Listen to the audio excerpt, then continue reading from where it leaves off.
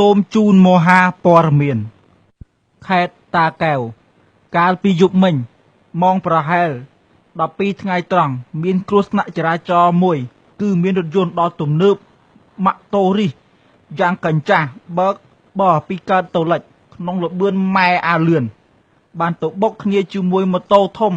ម៉ាក់សង់ការ៉េដែលជិះបញ្ច្រាស់ទិសគ្នាពីលិចមកកើតបានបុកគ្នាលាន់ឮសុបបានបណ្ដាលឲ្យរថយន្តខ្ទេចទាំងស្រុងដាច់កង់ម្ខាងហោះទៅធ្លាក់នៅទីក្រុងប្រទេសអ៊ីរ៉ាក់បានធ្វើឲ្យប្រជាជននៅទីនោះផ្អើលរត់ជាន់ជើងគ្នាពួកគេគិតស្មានថាអាមេរិកទម្លាក់គ្រាប់បែករីឯម៉ូតូខ្ទេចមូលដូចបាល់ត្រូវក្មេងៗនៅជិតខាងនោះយកទៅទាត់លេងយ៉ាងសប្បាយក្រៃលែងភ្លាមនោះប៉ូលីសក៏ចុះមកអន្តរាគមន៍ផងដែរបើតាមសម្ដីរបស់ប៉ូលីសបាននិយាយថាហេតុការណ៍នេះគ្មាននរណាម្នាក់រងរបួសម្នាក់ឡើយគឺងាប់ទាំងអស់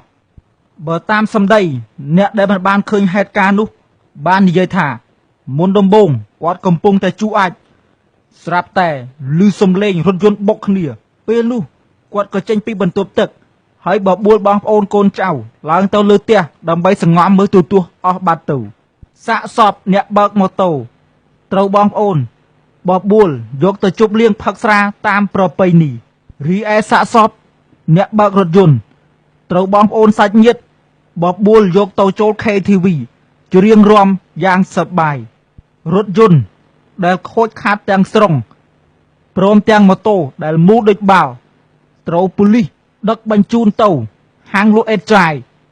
ហើយក៏យកលុយនោះយកទៅផឹកអស់បាត់ទៅបញ្ជាក់ហេតុការណ៍នេះគឺខ្ញុំយល់សពកាលពីយប់មិញពីខ្ញុំបាទពូត្រូលធ្វើសេចក្តីរាយការណ៍ពីខេត្តតាកែវ